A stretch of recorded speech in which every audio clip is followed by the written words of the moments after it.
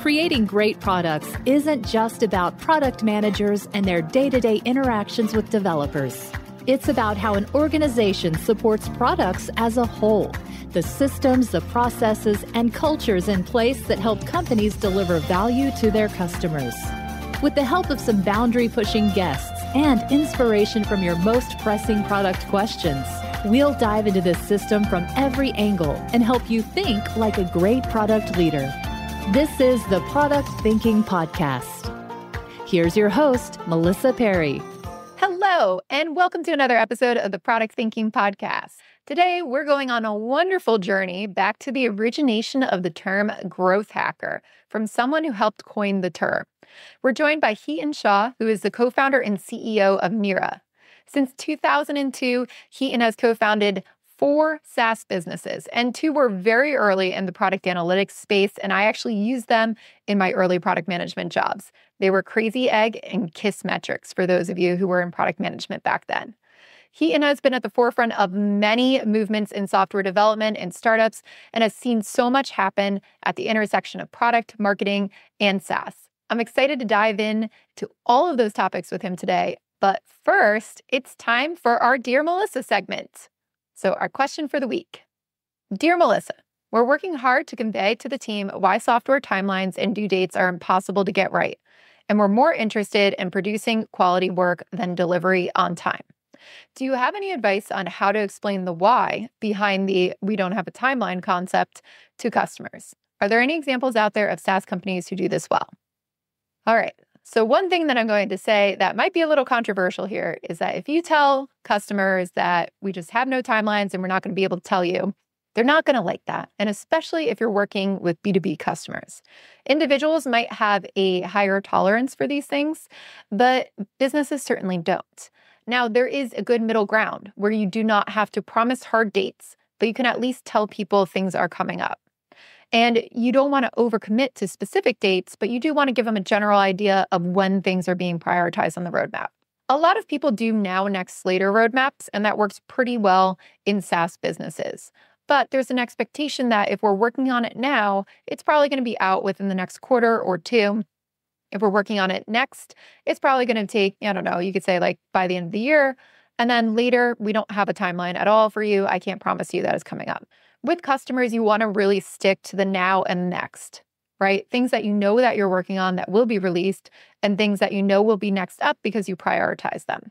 And you want to communicate to them a general ballpark of when those things will be done. It is totally fine to say something like, hey, we expect to have those things in Q2 or Q2 and Q3. And this is really the level of communication you should be having with your customers. You do not want to just completely ignore them, dismiss them, or be like, I can't tell you when these things are going to be released because we're working on, quality stuff. That comes off really arrogant to customers, especially ones that are paying you, right? That doesn't sound good. That doesn't actually help make them feel inspired or excited about what you're doing. So instead, you want to take a different approach. I would approach this by saying, hey, I know that you're really interested in this feature. It's actually next up to be developed after we finish this now. I don't have a certain date that it will be released, but we are generally aiming to have it done hopefully before the end of the year, although I can't promise that timeline. We do have all these other things that are in development right now, and we expect those to be out by June or whatever timeline you're working on, right? You want to approach it something like that. You don't want to commit to hard dates, but you also don't want to just be like, I can't tell you, it's magic, right? That does not go over well. So I do agree with you that you don't want to make sure that everything is on time and within scope and fall into a project mindset, but there is a middle ground. And the middle ground is not hand-wavy. The middle ground is diplomatic about how we're approaching these things. It's about telling them that we're not making any promises and I refuse to put this in contracts, but I can give you some insights into the problems that we're solving. I also wouldn't get into it of getting super detailed about what the solutions entail when they're further out. If you're actually building it right now, it's totally fine to show them some early prototypes, some snapshots of what you're actually doing. If it's next on the list, maybe you talk about it a little higher level. You talk about the problems that you're going to solve, what they should be able to do with it, what they can accomplish. You don't have to be very specific with the solutions that you're building. So I would just make sure that you are working within these confines, right? And understanding their approach and their point of view of, hey, I'm paying you a lot of money. And for you to not tell me when things are going to be fixed or when these things that I need are going to be done, or just give me like an idea of if it's now or later or next week, you're not going to do very well holding on to those customers and fostering trust with them. So put yourself in their shoes for a little bit. Think about what it means. Like, think about a product that you've used and you're like, man, I really wish it had this in here. Oh my God, it would make my life so much easier. Do I go switch to somebody else because I need this, or do I wait and hold it out? Like, they're going through the same thing. So you need to handhold them. And I see that from you writing this in here that you're a co-founder of a startup. So this is really important. And this is very critical in early days of startups, is to sit with them, understand their problems, and really foster this customer development. And we're going to talk a little bit about customer development with Hiten in a minute, but this is really, really important in early stages of companies. You really want to make sure that you are understanding your customers' needs, you're communicative with them, you're not overpromising things, but you are respecting where they're coming from, right? And you have a lot of empathy for them as well. So I hope that helps, and I hope that approach helps solve your problem as well. Now, let's dive into our podcast with Hiten. Did you know I have a course for product managers that you could take? It's called Product Institute. Over the past 7 years, I've been working with individuals, teams, and companies to upskill their product chops through my fully online school. We have an ever-growing list of courses to help you work through your current product dilemma. Visit productinstitute.com and learn to think like a great product manager. Use code THINKING to save $200 at checkout on our premier course, Product Management Foundations. Hi, Hiten. Welcome to the show. Thanks for having me. Really excited to talk to you today. I am so excited to finally get to talk to you in person too. I feel like we have been talking on Twitter for probably the last 13 years. I remember following you on Twitter probably back in 2011. We were using Crazy Egg and Kissmetrics, which you founded in the super early days of product analytics. And they were really game-changing for me because it helped me measure for the first time what we were doing with our products out there in the world. So thank you so much for building those. I really appreciate that. Thanks for using them in the right way. So you've seen a lot of different topics and a lot of different evolution out there in the product management world, but also in the SaaS world in the early days. And one of the things that I think is really interesting is you actually coined the term growth hacking with Sean Ellis and with Patrick Blaskowitz. So back in 2010, can you tell us about that story? Like, how did growth hacking come about? Sean had been VP of marketing multiple times at SaaS companies, and he was noodling very seriously in his head about kind of what he does next, how he wants to think about marketing going forward. And he had this thesis that startup marketing is different than scaled marketing, let's just say. And he wanted to sort of put a stake in the ground around it. And so when he, myself, and Patrick met down in Southern California, we started talking more deeply about it and kind of, I think, built a core thesis around what to call it and why we would call it that. And so the idea was that you need a growth hacker, not a marketer early on. And what is the difference? So typically a marketer will come in with a budget. I think that was the biggest difference, to be honest and direct about it, while a growth hacker doesn't care about budget. They're trying to figure out how to produce growth. And that isn't always about a marketing budget or an ability to hire people. It's about basically being scrappier, like you tend to need to be out of necessity at a startup.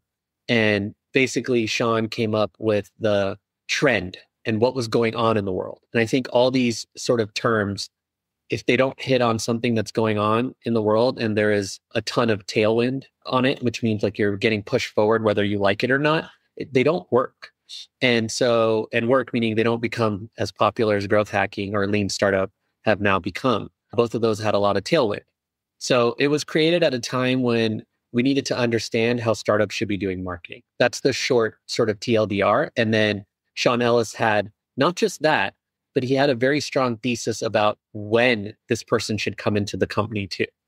And that's back to the product market fit surveying that he invented and that we helped popularize at Kissmetrics. We built some tooling that gave it away for free.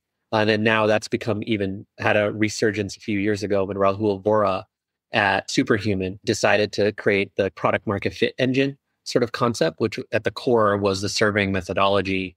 Pretty much all of it was a surveying methodology that Sean had come up with, but Rahul had operationalized it at Superhuman and kind of blogged about it and talked about it. So it had a little bit of a resurgence.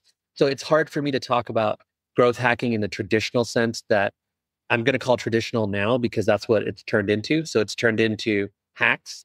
Well, it was never thought of as hacks. And then I can't talk about this without mentioning Andrew Chen as well and growth team. So it started with this kernel of, hey, marketing is not the same at a startup. And then it has evolved into growth hacks, which it was never intended to initially, and also growth teams, which wasn't exactly what it was referring to. And then over the years, we've had lots of noise, is what I'll call it. And now we have this thing called growth marketing, which I have no clue what it really is, except that we call it growth marketing. And that's fine. Like, I understand how these things evolve. If you look at historical context, and forgive me, but I studied organizational behavior in college, so I think about this stuff in very weird ways.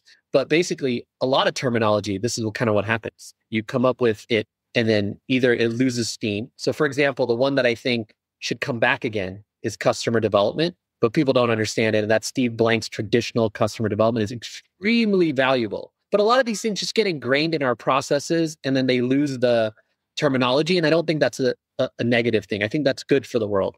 So initially, it was really about startups need a different type of marketer. What do we call it? And what are they doing? And what they're doing is more equivalent to hacking the system or systems in order to get growth versus traditional budgeting, measurement, and spend.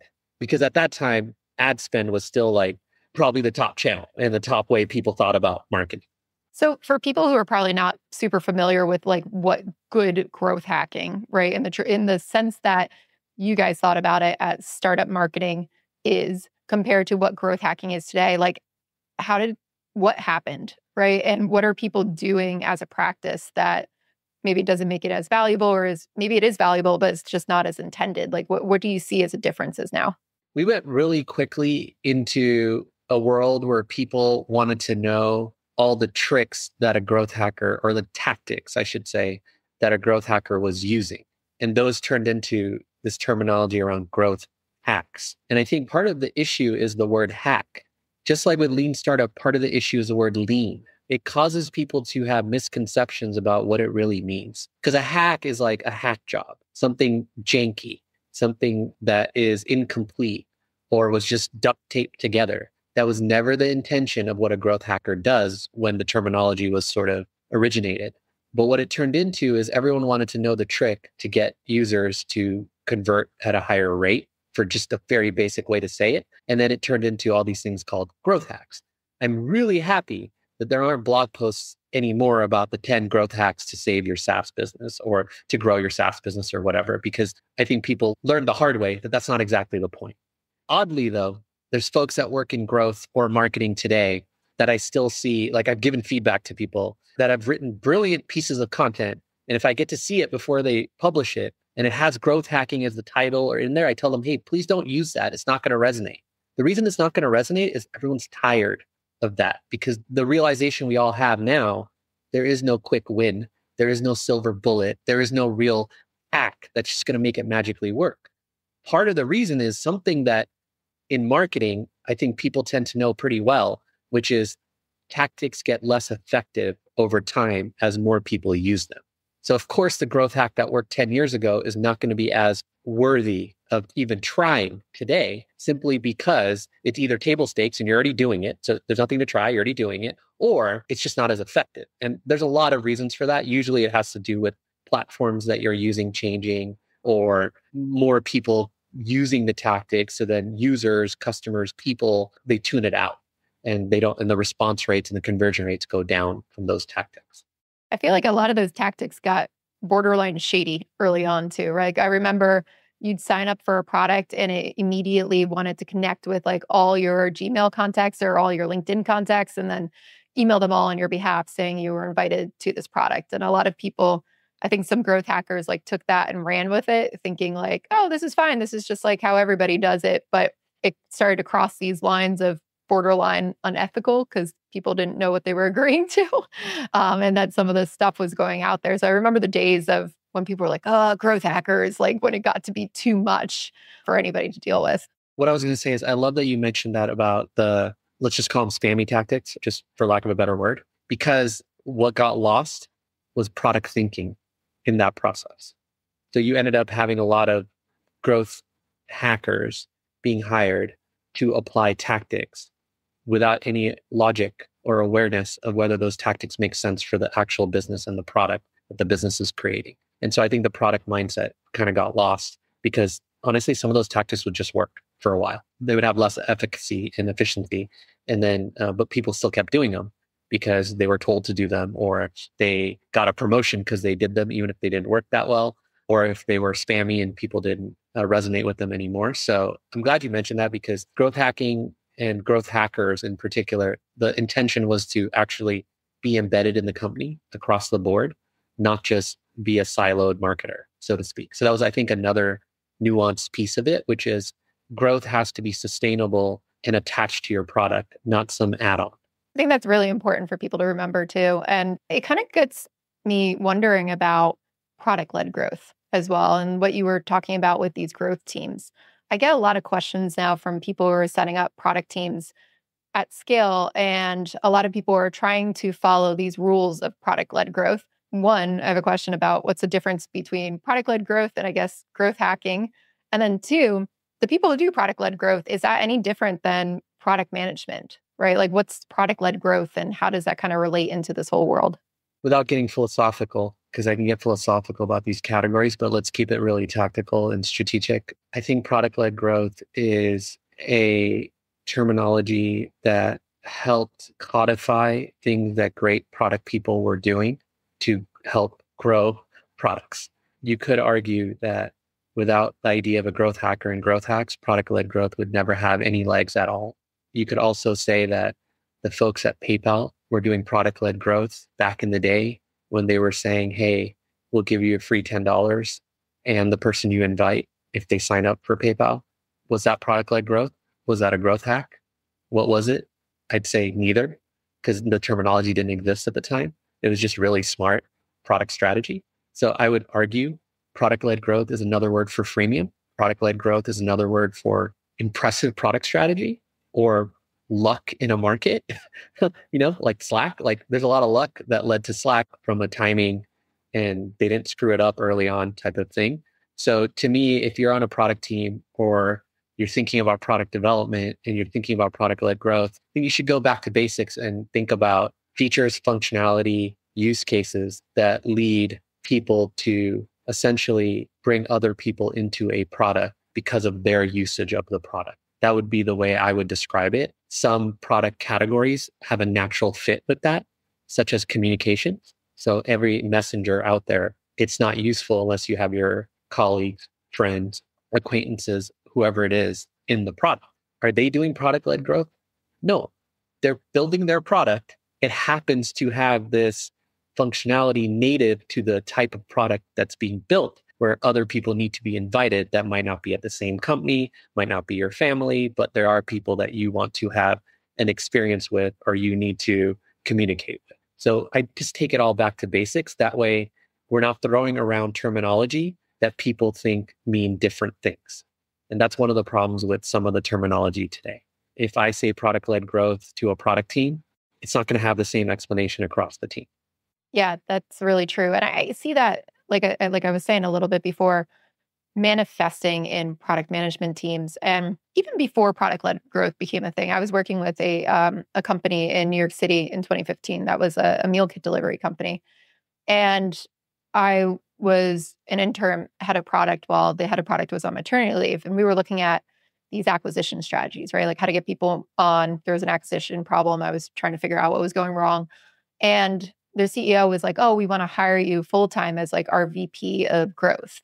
And I was like, what does that mean though, compared to who you already have as a VP of product? And for me, I could never see like the difference between what she was working on and what I was doing.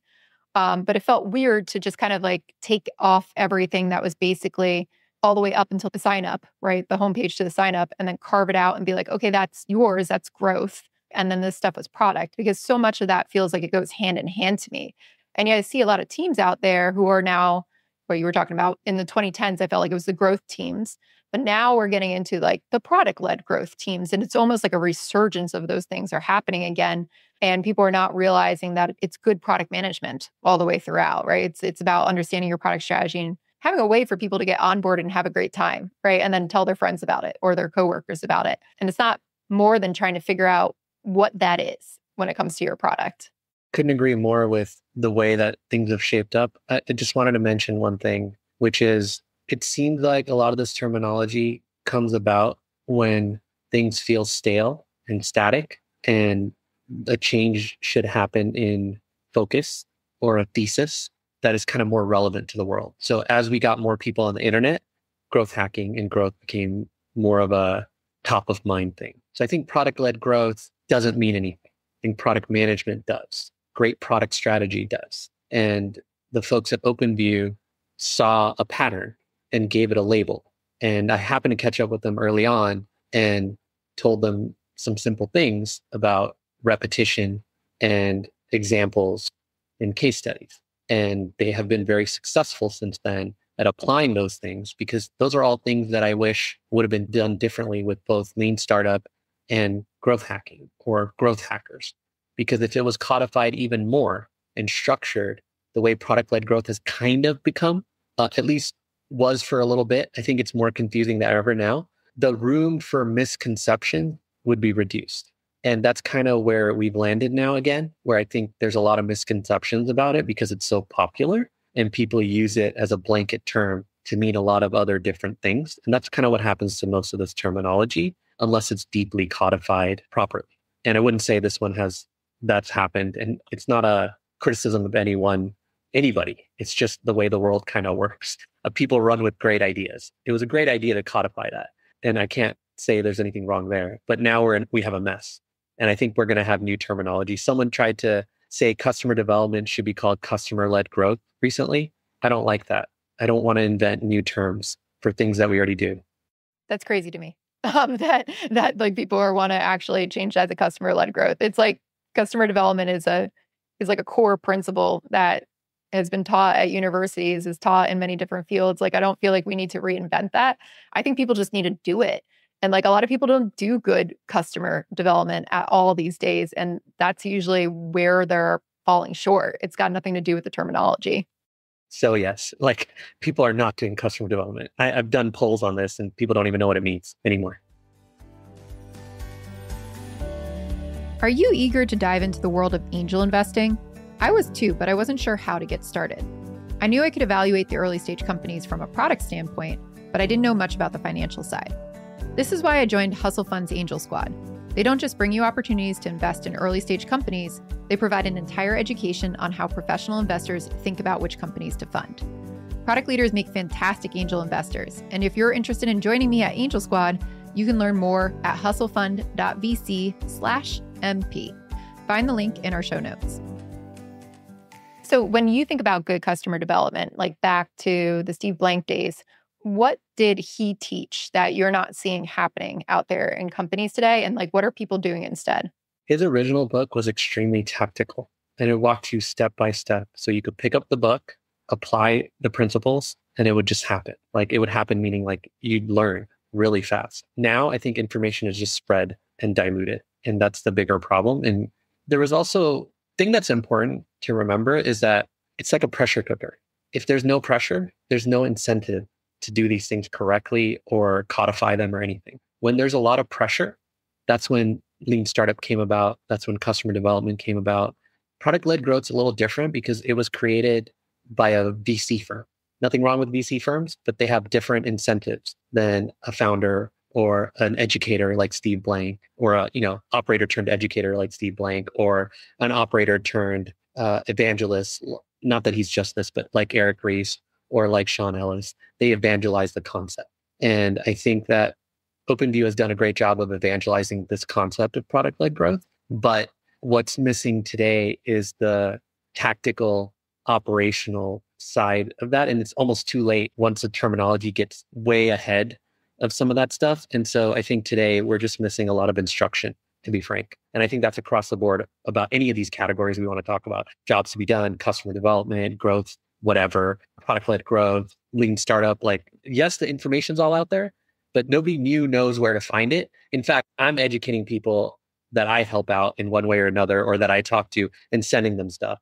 And also there's new frameworks I'm into that I really buy into. And the reason they work, to your question, circling back again to that same answer, they educate people. You need to educate, and you need to give frameworks and ways of thinking about it. And Steve Blank did an incredible job of that because he's an educator. He's an instructor. He's a professor. He's a teacher now, right? And so that was his job. And same with Eric Ries, and to a great extent, not as structured, same with Sean Ellis, because he gave you the, hey, don't go hire someone to do growth if you don't have product market fit. By the way, here's a survey you can send out to understand if you have product market fit or not. So it's kind of like providing more of the solutioning in a cookie cutter way, but proper way, and then educating.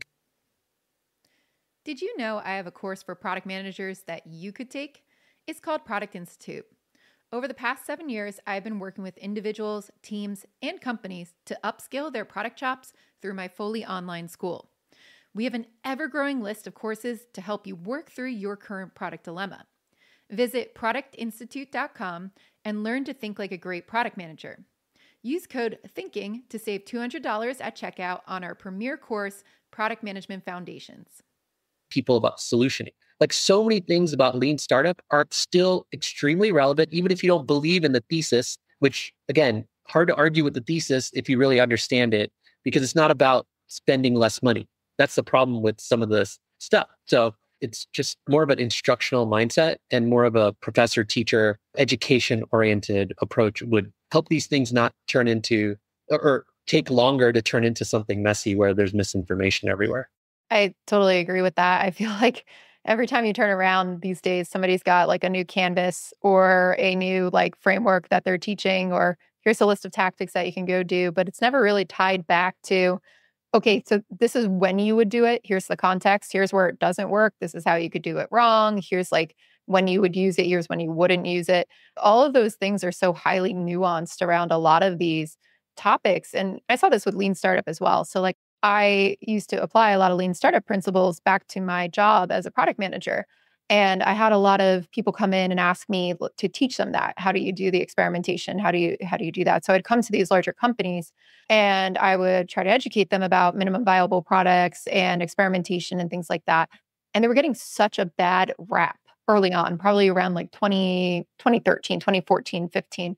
People were just so against lean startup. And it was because they were basically applying some of those tactics that you see with the MVPs, putting a button to nowhere there and seeing if anybody clicks it without understanding why those things would not work in those contexts, and how like some of these experiments don't apply to B2B SaaS companies. Like, I had one company that was a B2B platform for major institutions, and they literally put like a button to nowhere somewhere on their page to see if people would click on it. And their customers who are already in their product are clicking on this thing and there's no feedback loop. They just think it's broken. So they're like, oh, your product's buggy. There's something wrong with it. And then they go, oh no, that was an experiment. Like, customers never want to hear that you're running experiments on them. Like, that's not a good way to do that. But then because people were doing this so poorly, lean startup became not a thing anymore, right? Like, nobody wanted to do lean startup. People thought it was gross. They were like, that's going to kill our business. And it was just basically a bunch of people who were applying things blindly without any context behind why they were doing things. I mean, it's to the point where I work with people that, like me, learn directly from Sean or Eric and folks like that. And I still work with them at my companies. And we've come up with something new. Some of it might be a little controversial, but we don't use the term minimum viable product in our company. And part of the reason is I can't even explain to someone what it is because of all the misconceptions they already have of what they think it is. And that's especially true for engineers who tend to have to build these things. And so the way we think about it now, in order to help people understand it's not just a button, it's a button with intention, is this idea that we've come up with, and it's a framework we call step one. And the way we think about it now is that it's not about any of the way you think about building product from an MVP standpoint or even a prioritization standpoint, because I don't really believe in prioritization in the traditional sense. I really think about it as sequencing. So what we're trying to do when we do either a new product or a feature or some initiative that's like important enough to do this with, which is just about everything we do at this point, or a lot of what we do, I'd say 80, 90%, because, small improvements, they don't require MVP thinking as much because you're just literally like, you heard that from the customer, you better freaking fix it, kind of thing. So the concept we went after is, what is the thing that we need to build that's going to earn us the right to be able to build all the other things we think we might need to build? And the reason prioritization is annoying to me is because it doesn't account for sequencing. It might account for things like dependencies, like we need to technically build this before we can do this. Fine. That's totally cool. But that's more of an engineering technical side of it. I think the product side of it for me is like, we're always shipping product to earn the right to do more for the customer. So if we think about step one, so let's say we have, and I have a brilliant example of this that I just love sharing because it sort of dispels a lot of the myths and a lot of the objections to it. So let me share that if you'll bear with me for a second. But basically, I think this was back in 2016. Instagram wanted to compete with Pinterest, is what it seemed like. Pinterest was a pretty evolved product by then. They had boards and sharing of them and all these things. And then you thought about Instagram, you're like, yeah, it's obvious Instagram probably wants that because it's an image visual platform, but you don't think about Instagram in the same way you think about Pinterest, right? So instead of doing that, what they did, and this is the journey, what I would say that they did was what I would call step one thinking. Instead of building out every single feature they possibly could, they literally built one button that was added to every post that you saw that was a little bookmark button. I'm sure everyone's used it by now because what ended up happening is they just shipped that. You hit it, it said save to your bookmarks. It didn't even tell you where they were. They happened to be hidden in your profile. And then here's where it got really interesting. About 6 months later, they announced that they're adding save to collection. So, and I think it was collection at the time. But then what you could do is you hit the bookmark, it'll get saved, but then you could save it to a specific collection you name it. Still really slick experience, not Pinterest, but very Instagram-y. When they launched that add-on, you could tell they earned the right to build it. Here's why. They said that 47% of Instagrammers had used that bookmark button at least once. That was in their announcement post for the save to collection feature. That's a brilliant example because by that time, Instagram was already at scale. You could assume they could have thrown 20 engineers at building a Pinterest competitor, but they didn't. Why? They wanted to earn the right to build it, not assume that everyone's going to use it in the same way they use Pinterest. And even today, you don't have much evolution of that feature. Why? Whatever Instagram's goals were internally on metrics, it has already essentially solved the problems they were looking to solve when they launched it. But they also earned the right from a simple button and a hidden saving reviewing of it. Because honestly, when people save, they don't usually go check it out again. That's the irony. And that's the funny thing. So my assumption is people who saved had higher retention. And then saving the collection was just a little bit more, but they didn't need to do much more in order to service the need that they had of being in that game, so to speak. I don't even think collection pages exist on Instagram right now in terms of the web, because I don't think Instagram cares to get distribution that way. But whenever they do, they could easily add that when, the life cycle of their product makes sense to add that with, or their strategy aligns with it. So what I like to say is if Facebook, Meta, Instagram, whatever you want to call the entity today, can do it at massive scale and think in step one and not blow it out and add all the fancy features right away, why can't you? Really good point. And also, I like this example as well because it's showing they didn't just go and copy Pinterest, right? Which is what so many companies do. They just go, oh, our competitors have this, let's add this. Even the company that I was at, when Pinterest was really big, we copied it and put boards on it. It was an e-commerce shop. It wasn't it wasn't an image search thing. And people didn't really use the boards that much. But that was, oh, Pinterest is doing this, so we have to do it too, right? But I love the way that Instagram actually tested it and said, is this going to be relevant for our people before they went to build it? And just with that small test is such a great example of, let's just make sure that this is going to work. Let's get some proof and then let's commit to rolling out those feature sets. Such a great example of that. And with the prioritization stuff that you're talking about too, I completely think about it that way. And it's been so hard for me, I think, to wrap my head around certain things. I feel like I learned something and then I apply it myself. And then I go back and I try to teach some of these concepts or something codified. And then I go, oh, that's not really how I do it. So why does this feel weird, right? Why does this feel weird to talk about it that way or to teach it that way? And for me, one of the biggest things that I came across that helped me really explain my sequence thinking and how to build these things up was kata, which is from Toyota Lean Kata. And that I always loved because it really starts from like understanding what you're trying to achieve and like where you're trying to go in the vision or what you're trying to prove, and then breaking it down into one small step to try it. In like product management, that could be what Instagram did. Let's just put a button there. And then if that works, we're going to roll out this. And if that works, then we're going to roll out that. And then we're going to work our way to our vision as we prove that that's actually the right vision. And if it's not, then we're going to pivot along the way because we're not building everything. We're building a little bit. And then we're always having feedback loops. And what I love about Kata as well is that it really promotes learning, which is what to me, like lean startup was really all about, right? And what MVPs was all about. It's about how do we learn if this is the right thing before we go full force? And in a lot of ways, I found that people were doing it or interpreting it or understanding what an MVP was inside a company. It turned into like, oh no, we just do that thing and then we move on. We're not actually learning. We're not actually incorporating those things. So like for me, that became like a huge pivot point in the way that I was thinking about stuff and teaching it too.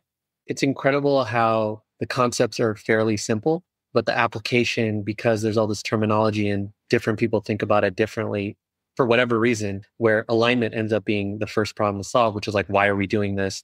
What is it we're doing? And you end up getting this in companies because people have ideas and they have lots of ideas, but it's not about the actual ideas. It's more about what's right for the business and what's right for the customers. And how do we start experimenting with it and testing it? I even am scared to use those two words for this because yes, it's an experiment to test, but people have all kinds of implications that they have about what tests and experiments are, right? So to me, it's more like, okay, how are people doing this stuff today? And how can we help them understand how to do it differently or better by using examples and using some kind of terminology that's shared that doesn't get completely lost or isn't something that has misconceptions already. So we're really careful about that. If I see MVP, even in companies I talk to or any of that, and they're using that a lot, I'm like, hey, wait, let's step back and make sure everyone knows the definition of that. Once we usually do that, if we need to, I tend to then say, okay, now let's replace MVP with what we really think we're doing here and call it the right thing and don't use words that not everyone understands. Because I can guarantee you today, if you ask 10 people what an MVP is, unless those 10 people were there back then when I was around and we were learning it together, they wouldn't be able to give you a good answer. And I know you can because you care and you were around, but a lot of people weren't around and they don't care as much about the nuances because they haven't seen the pitfalls of not caring. Yeah, I couldn't agree more. And also, like, there's this whole factor that happened as well where Agile had a different definition of MVP, which was very much literally the first version of something. Whereas in Lean Startup, it was more about learning and experimentation. And then those worlds kind of clash. And like for me, I don't talk about MVPs anymore either. Like I teach it from the perspective for companies that are new to it. I teach it from the perspective of this is what I know. And this is, I'm going to try to displace some misconceptions here so we could just move forward and try to have a common terminology on what we mean by that. But really, if I'm like working with somebody and we get down to it, I'm not going to talk about that. I'm going to just talk about what are we shipping first to figure out like what we're doing next, right? What are we going to do to learn and see if we can actually solve a problem? One thing that I run into though a lot from product managers, and I'm curious what your thoughts are on this because you got into it a little bit, is there are people out there, I think, who understand this, who are working as product managers in teams, and they find that their leaders or the people around them are grasping onto these terms and misconstruing them, right? And are the ones who are like, no, you got to do it this way, or this is what it means. And they want to be able to go back to them and try to educate them, try to bring them along on this journey and frankly, just do their jobs. Like a lot of these people are just like, I just want to do my job, right? Like I want to be a good product manager. I want to go do my job. I don't want to get into this political nonsense about terms and stuff. What's your suggestion for people who are like battling this terminology war? Yeah, this is an oddball answer, but the answer I would say is I've learned a lot about this from sales. So a piece of this is objection handling. So if you ever need help, go read up on sales and how sales folks deal with objection. They're very effective at it. There's also a framework called the challenger sale, where you're challenging people's assumptions. So that one's interesting too. And you're challenging them because you have something unique to sell. But the tactical advice I would give on this level, if someone came to me with this situation, would be if you can have a conversation with that person who is saying that we need to do it this way and this is the terminology, then I would just have a conversation where I'm looking to understand even more what they're thinking and why. And that can go one of two ways. I think it's totally fine on the product person's side to have that convo. So I don't think that that's the issue. We can talk about, if it makes sense, more about that convo.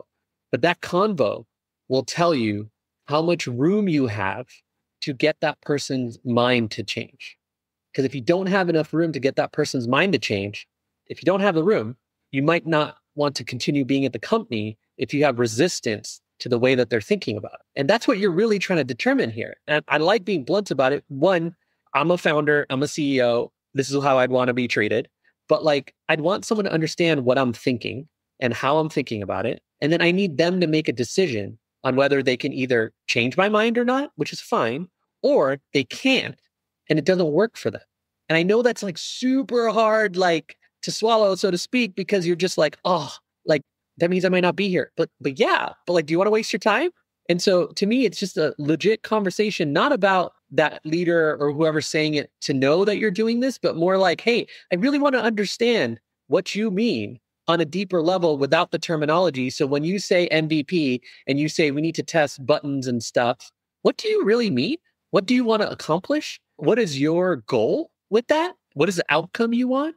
Because I want to make sure I can align with the outcome you're looking for. And then you figure out if you have room, if you can get aligned on the outcome to go after that outcome in a different way than that leader is saying. Because as a leader, you probably have an outcome in mind and you want it done, but you usually don't care as much about how it needs to be done unless you think your team doesn't know how to do it. And that's what you're trying to figure out, is how much room do you have there for maneuvering the way you'd like to? And if you don't have enough room, there's an unfortunate truth there. That has definitely become some of my advice for people too, is just if you feel like you're not making headway, just go, you got to find another place to go. And I think it's hard and it's challenging for some people to be able to just pick up and move. I get that.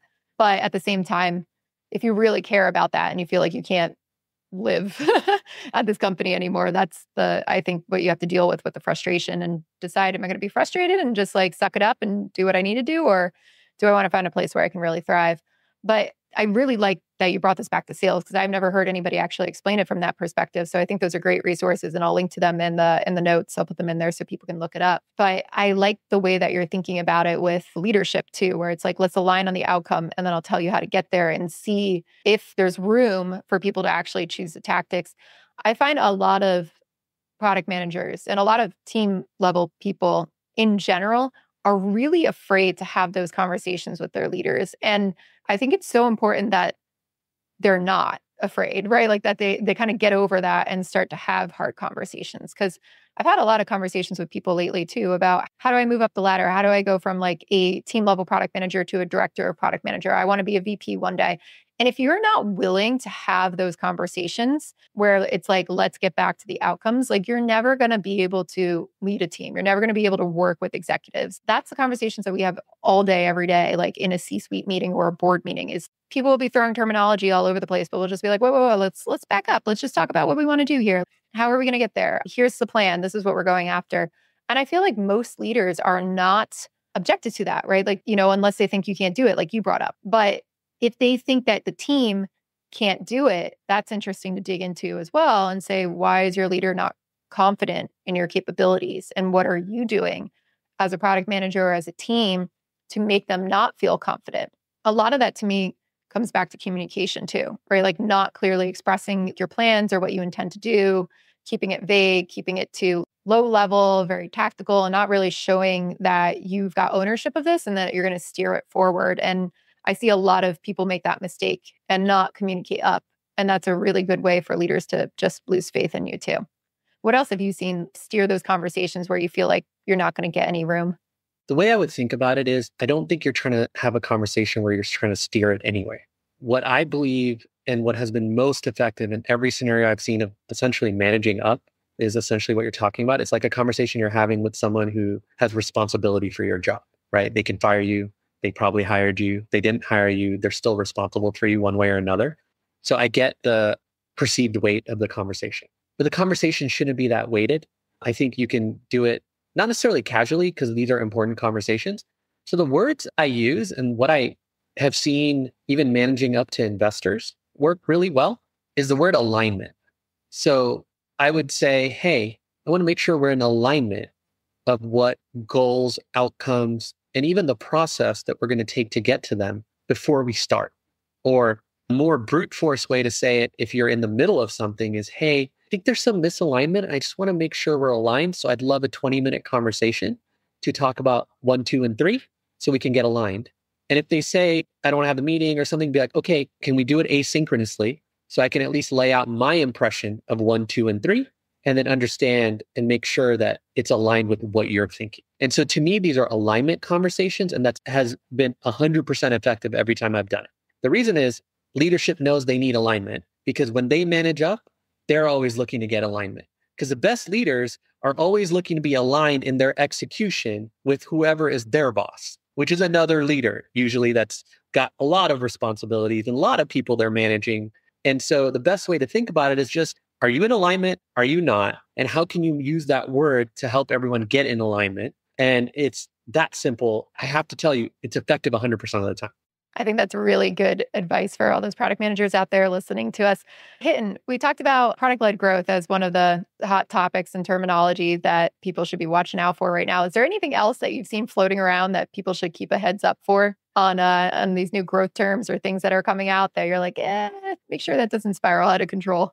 I'm going to give 2 examples, one that's old and one that's just in my mind. And I think it's still relevant for product teams in a big way, especially B2B. But let's start with the one low-hanging fruit.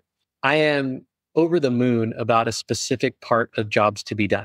I'm not the biggest fan of calling things jobs. I think it's ineffective and it's very confusing. It's worse than MVP or any of the other terminology. The reason is when we think about a job, we don't think about a job that a customer is hiring our product to do.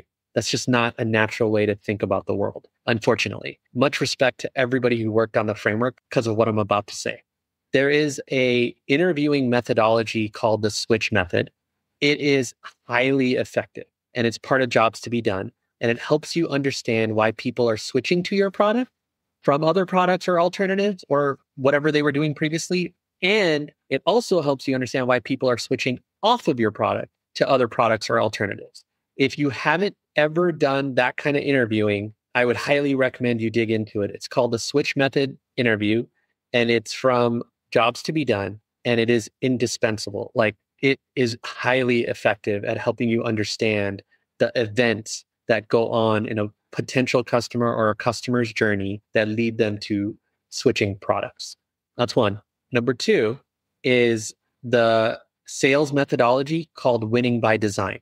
That's another one I'm over the moon for. And think of it this way, every single other sales framework that a product person would look at, they're either going to look at it and be like, oh, that's not relevant to me, or look at it and be like, oh, that's a little cringy, just to be honest about it. Or, oh, sales. Oh man, not another one of these. This one though is essentially perfect for product people because it's almost like customer development for sales is how I'd say it. And it's called Winning by Design. And there's tons of videos that the team over there has put out. To my point about frameworks and educating, I have never seen anyone, even Eric Ries, who had educated a lot more than any other person prior to this. But Jocko and his team at Winning by Design have educated the masses, so to speak, on this. And it's essentially a SaaS B2B sales framework that really focuses on, get this, diagnosing pain before prescribing solutions. Sounds very product-y to me. And so a lot of the stuff in their whole framework and everything they do is just very impressive as to how they've taken kind of sales and turned it into a system and very systematic, very similar to customer development. Wow, those are really good resources. I have not heard of Winning by Design, but when you just described it, I was like, I think that's exactly what I would do in sales when I was consulting. And it worked very well. So I would encourage a lot of people to go look at this because I felt like I was in these calls for like 30 minutes and it was supposed to be a sales call, but I just listened to people complain about their product management. And I'd be like, what's wrong? Like, tell me what's broken, what's going on? And then they would go, down a whole list of things that wasn't working. And I'm like, okay, well, I don't think you need this thing that you thought you needed, but I do think you need these things over here. And that always worked. And I never had almost closed pretty much almost all the sales that I've ever done in a meeting like that. But I think that's so valuable for product managers to get their mindset around that when they think about interviewing and helping customers and even just like talking to people within an organization as well, trying to solve problems internally. So thank you so much for bringing those up. Hiten, it's been such a pleasure to have you on the podcast, and I'm so excited that you could be here. If people want to learn more about you and follow any of your writing or look you up on Twitter or LinkedIn, where can they go? Yeah, just follow me on LinkedIn or find me on Twitter. HNSHAH on Twitter. It's actually a cool story my middle name is N. It's my father's name, Nitin. And he put Hiten Shah on his first car in the US as a license plate. So that's why it's my Twitter handle and my handle in a bunch of places. And then LinkedIn, it's just Hiten Shah, and you can find me pretty easily there as well. But that's where I share kind of most of my stuff, whether it's blog posts or other people's stuff or some of your stuff. Well, thank you so much. And for those of you listening to the Product Thinking Podcast, thank you for being here. If you enjoyed this episode, please like and subscribe. You can go to productthinkingpodcast.com to get all of the notes from Hiten's episode and all these links that he'd shared as well. And we will see you next Wednesday for another episode.